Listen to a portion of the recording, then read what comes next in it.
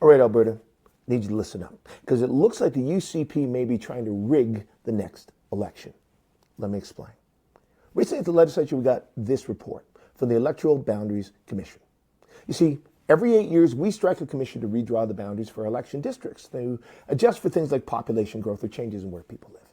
It's made up of 5 people: a chair, 2 members appointed by government, 2 members appointed by the opposition. And here's how the whole thing normally works.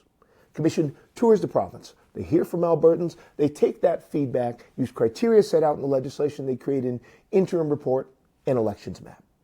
They release that report. They do another round of consultations, make some adjustments. Then they release their final report and map. That goes to the legislature. The government creates legislation to put it in place. MLAs debate it. They vote. And if that passes, we have a new map for the next election. Now, that last happened in 2017 when our NDP government was in power. We struck a commission. They did their work. We brought in a bill that reflected exactly what they recommended. It passed, and boom, we had our map for the 2019 election. And that's been the pattern for pretty much every commission in government in our history until now. See, last year, the UCP, they struck an electoral boundaries commission. They appointed the chair, 2 members. We appointed 2 members, and that commission got to work. They toured the province last spring and summer. And in October, they released an interim report, interim map, and it had all 5 commissioners' support.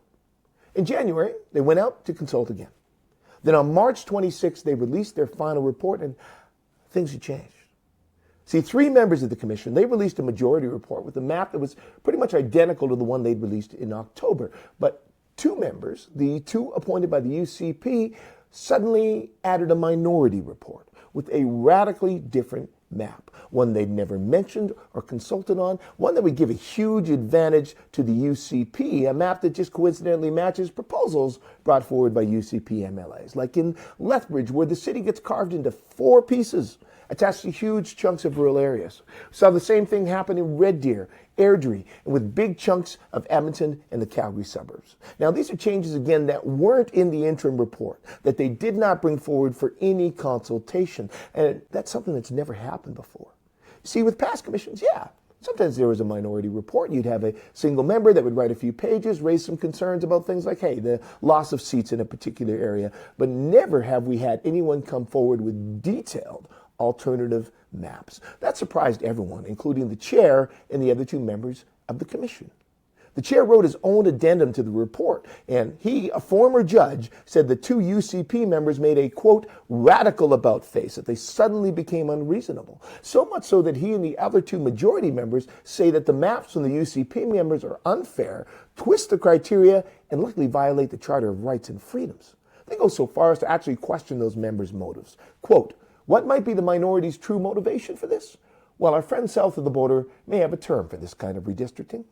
That word, gerrymandering. The process by which a government redraws election boundaries to give themselves an advantage. So it's no surprise then that the majority members closed by objecting to the minority report in the strongest terms and warning the legislature not to adopt it.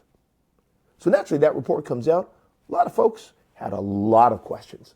The biggest one being, would the UCP commit to doing what every other government has done before, that is, reject the minority and bring in legislation to implement the majority report?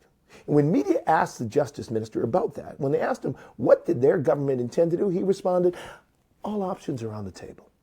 All options, including, it seems, adopting some or all of the minority report, and that would be unacceptable. Because the majority report is the official report. It flows directly from the interim report that had the unanimous support of all 5 members of the commission, that was based on months of consultations with Albertans across the province. The UCP have no grounds to reject that, to change it, or implement any part of this highly suspect and clearly partisan minority report. Of course, under Danielle Smith and the UCP, we've seen them do a lot of things they haven't had a mandate to do, things that seem to help them, but really hurt us as a province and our democracy as a whole. We can't let them do that again. So please, talk to your friends and family. Share this video. Share one of the many op-eds being written by people across our province who want to protect your choice, your vote, and theirs. Write the Premier and the Justice Minister. Tell them to back off and implement the majority report, because better is possible. And we can't let the UCP take your chance to choose it away.